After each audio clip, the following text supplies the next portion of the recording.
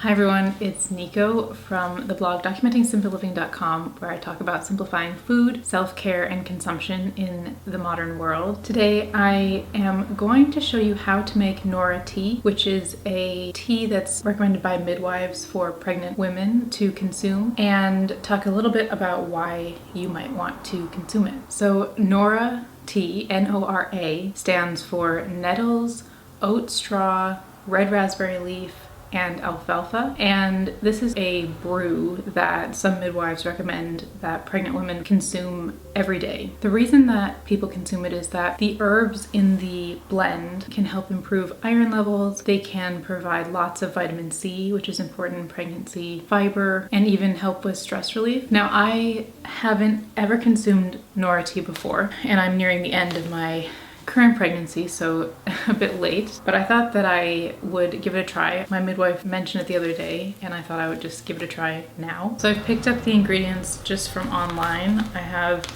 red raspberry leaf, alfalfa herb powder, nettle, and oat straw. Now, I was reading online about all of the benefits that come from each constituent ingredient in this recipe. So nettles, I guess, have lots and lots of vitamins, specifically a lot of vitamin A, vitamin C, and vitamin K. Vitamin C and A help to support our body's immune system.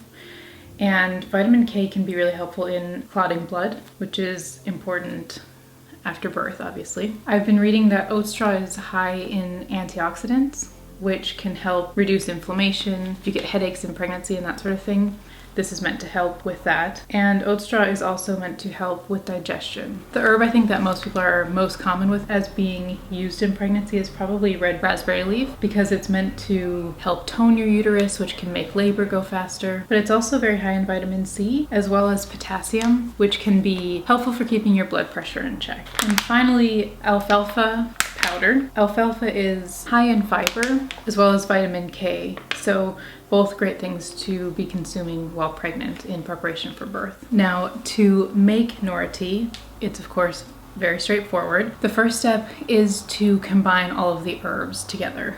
And so when you do this, you want to make sure that you have 2 parts red raspberry leaf and nettles to 1 part oat straw and alfalfa. You can do this in any quantity that you want. What I ended up doing was doing 1 cup of red raspberry, 1 cup of nettles,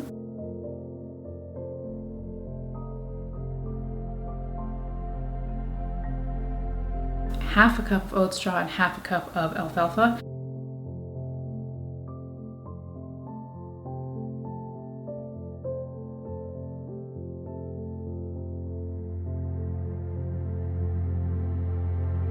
Just to have a big enough batch that I could pull from it over the coming month. I put all of those herbs into a sealable mason jar and just shook them up so everything was really well combined. Now, to actually make the brew, it's best to allow the brew to sit out overnight. All you have to do is, in a quart jar, layer about 1 inch of the herb mixture.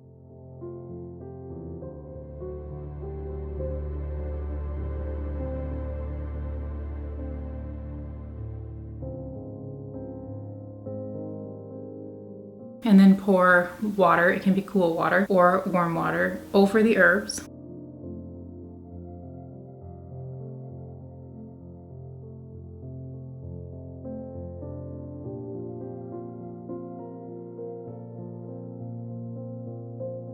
Cover the jar and let it sit out overnight, so about 7-8 hours. And then you can strain it off as you would with a normal loose leaf tea and consume it the following day.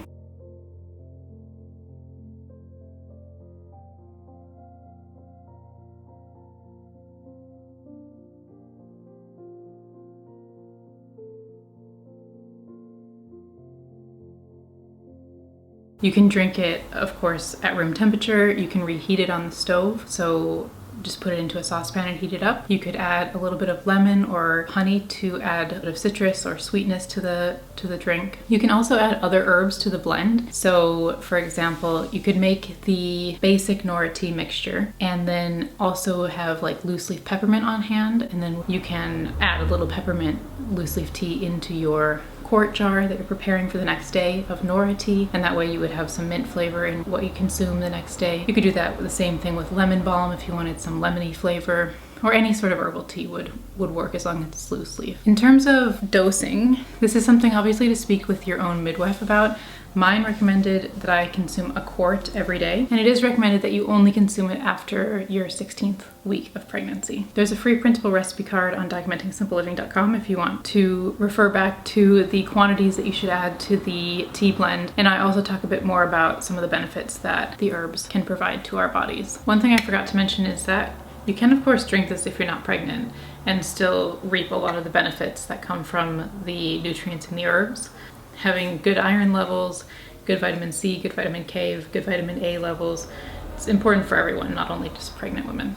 So that is it. That is how you make Nora tea, and a few reasons why you might want to consume it. I found the flavor perfectly fine, and so I'll start to incorporate it in my daily routine, preparing it the night before and drinking it the next day. I do the same thing with milk kefir. I strain it off every day, make a kefir smoothie, and then put fresh milk back over the grains. And it's just sort of, once you start these little routines, they're easy to just fall into. If you can get into the routine of making Nora tea, which I think I'll try to do in these last weeks of pregnancy for myself. It's just simple and a nutritious little addition that you can add to your day. But for now, thank you so much for stopping by, and I'll speak to you in the next Documenting Simple Living video.